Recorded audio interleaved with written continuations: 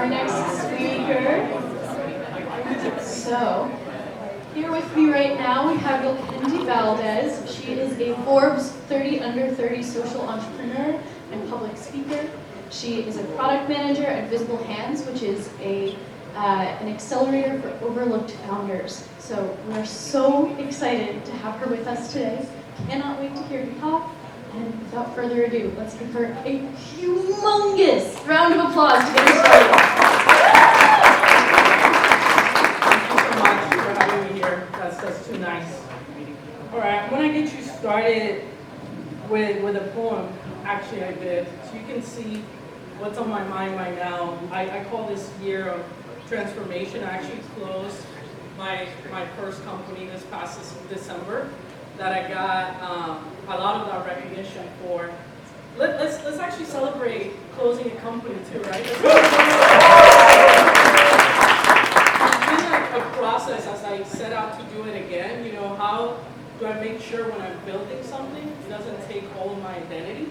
So, got something for you, and then we'll get going, and then hopefully I have some time for questions at the end, but I'm happy to come back tomorrow for those that want to pick my brain a little more about startups, venture capital, and technology. Does that sound like a plan? Yes. All right. I started to let go of my ambition.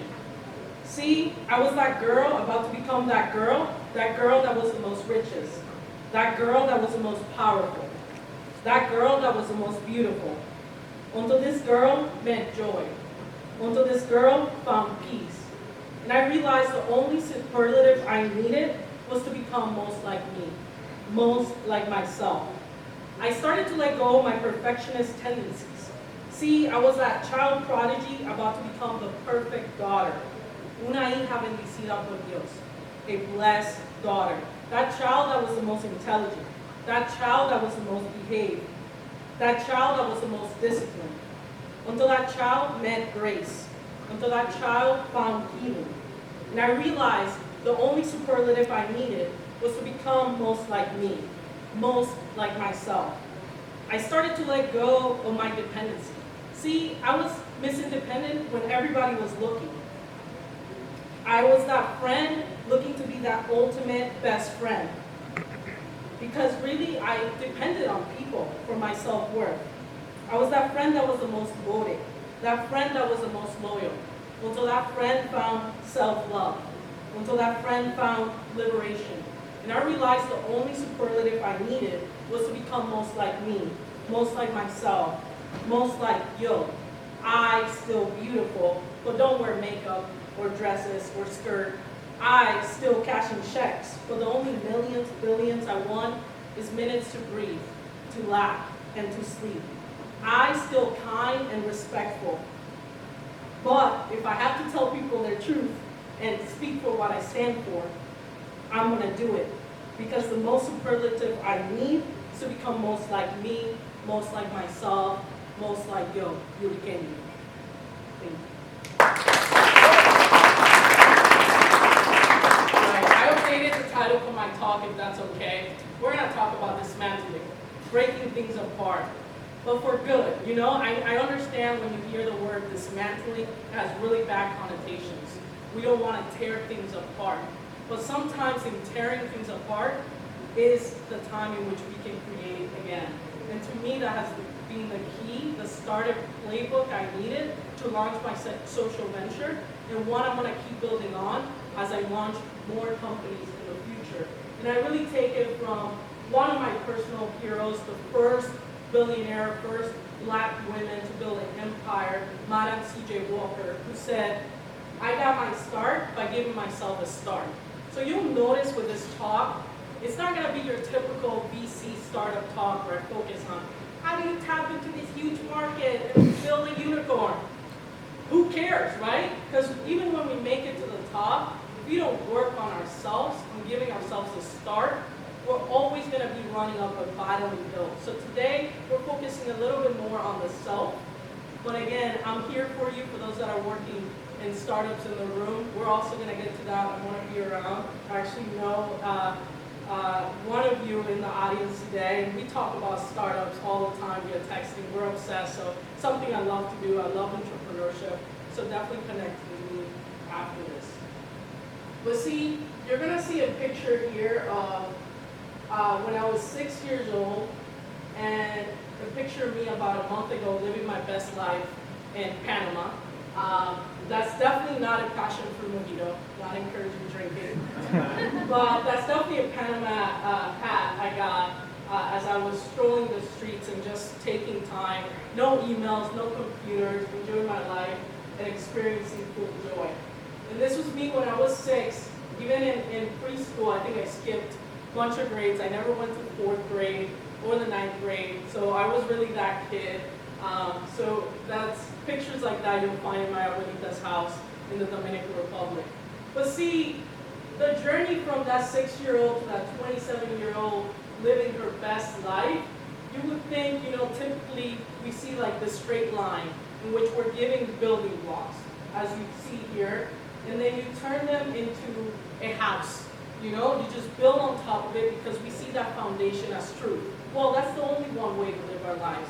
We gotta go to college, we gotta get married, we gotta settle down, we gotta do X and Y.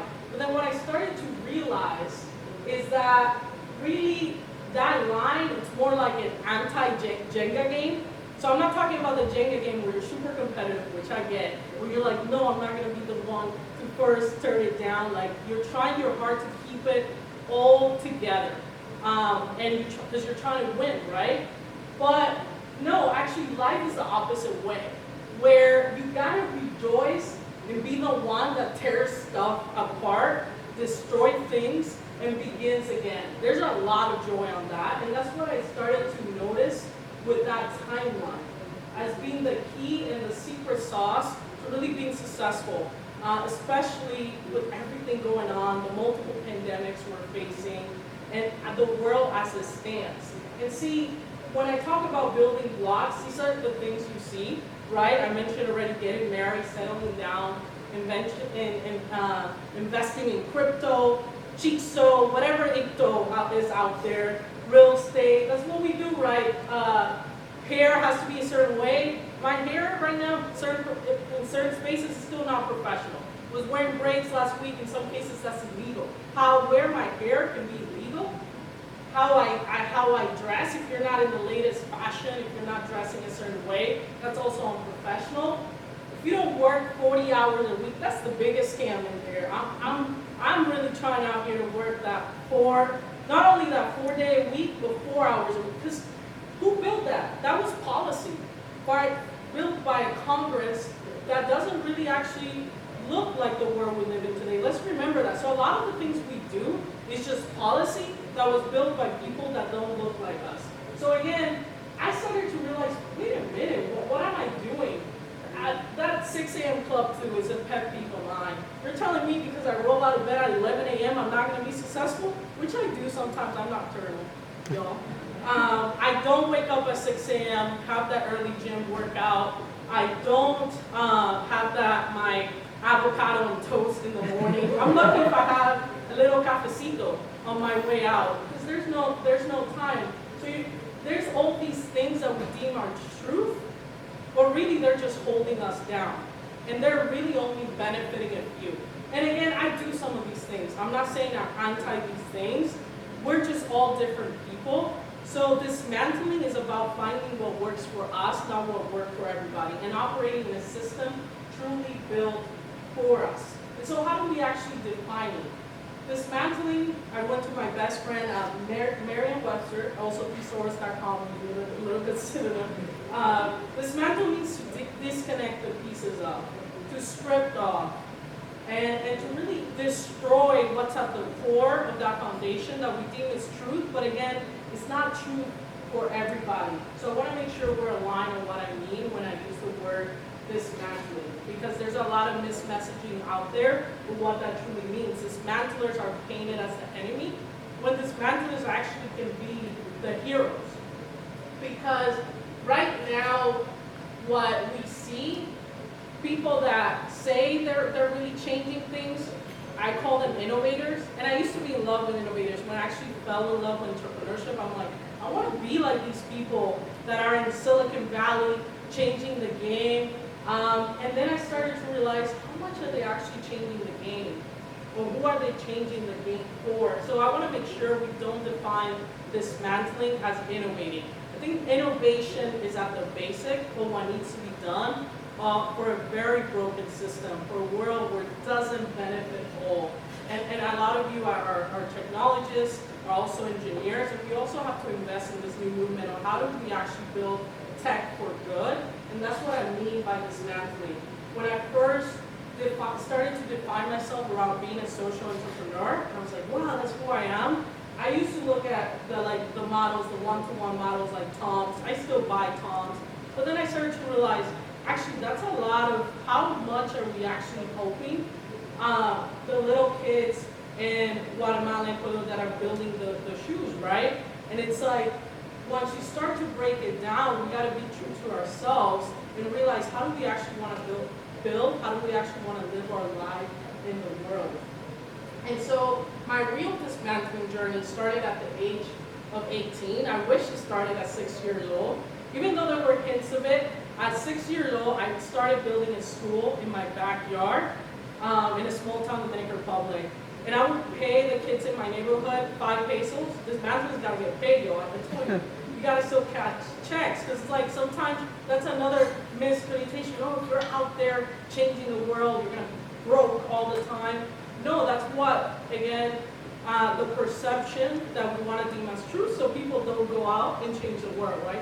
Well, no, I was a little 6-year-old teaching kids how to read in my backyard, and they were paying me money for it because they wanted to learn. They just didn't have the tools in my neighborhood to do so. So I had some hints. I knew I was always a rebel, but I went full-on pedal mode with my dismantling journey when I got to college, right outside of Boston at Babson College, and I met my co-founder, Josué Plasencia. He's a true dismantler.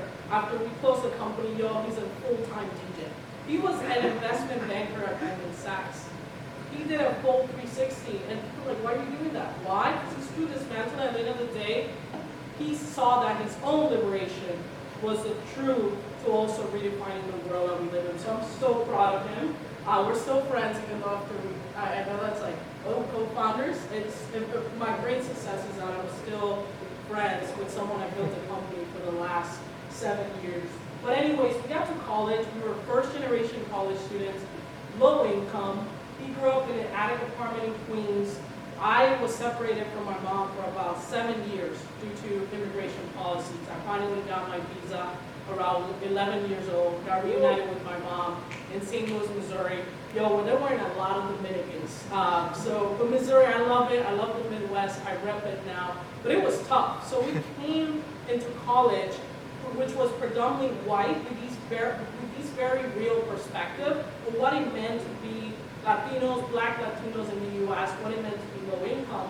But we were kids and we saw, we're going to tackle corporate America, we're going to get these jobs, and then we're going to rise up the corporate ladder. But very soon, when we were in consulting, it was in investment banking, we were like, where are the people that look like us, right?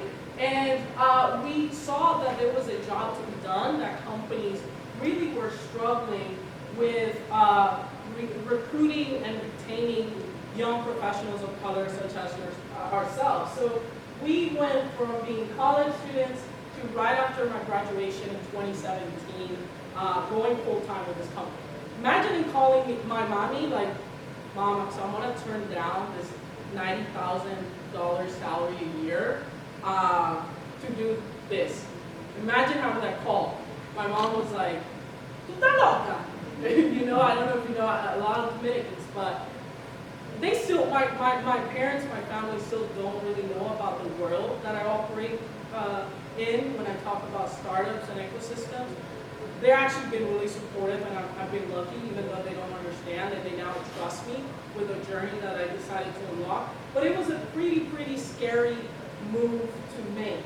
But as you see here, the differences between those two pictures, I said I started my dismantling journey, but it is a journey because we got caught up in it. We thought when we weren't getting funding, when we weren't getting enough mentorship, customers, or resources, we thought we had to change ourselves. we thought that we were the problem. So you see, there's also a difference between that picture in early, I think 2013 to that picture in 2018 when we launched our company officially in Boston. We thought we had to put on suits because our customers were like these corporations, and obviously we're in Boston, an old school city. I love Boston now, but we gotta be real. And so you see that, and that's not sustainable. I can go out there and build a company and change myself to the standards that are out there. I can make it successful, but at the end of the day, who am I hurting the most? Myself, because we weren't being ourselves. We had to pretend that we weren't these 20, 21, 22 years something, trying to do something different. We were trying to pretend that we had more experience, more years, more wisdom, but for what? At the end of the day, they didn't want us.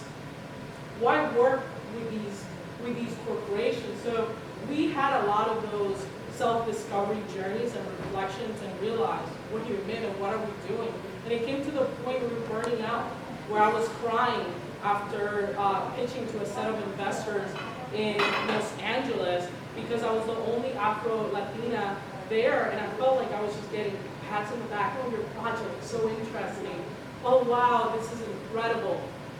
I wanted a check. I wanted real respect, right? I don't need your pat in the back. And so I realized that there's got to be a different way to do this. So now that I closed my company, I'm now on the other side. I call it the evil side as an investor. But we're nothing like that at Visible Hands. I'm really part of a small but mighty growing team. We started 2 years ago. We're a pre-seed fund, so which means we invest at the very early stages. We invest in women, non-binary, Black, Latinx, Asian founders, anybody underrepresented in the venture capital space. And we work with them to really prioritize not only their startups, but their well-being, founders as a whole person. So if your startup fails, we still want to support you. There's already founders that we back that are working on something else and realized they had to pivot. We still care as much about them as we did in the beginning. So please check us out if you haven't heard of Visible Hands, and if you're working on a company right now, we would love to support you in your journey. And on the side, I still continue to do a lot of work around diversity, equity, and inclusion, which has been tough, because I'm often in tables having to prove the value of myself. That's why the point, the value of I, the value of you. And that just sucks, right? That we're still having this conversation about who matters in this world and who gets access to resources. But that's the truth. And then I spend a lot of my time coaching entrepreneurs, as I mentioned, and doing things like this, which I love, because right now, even though I'm not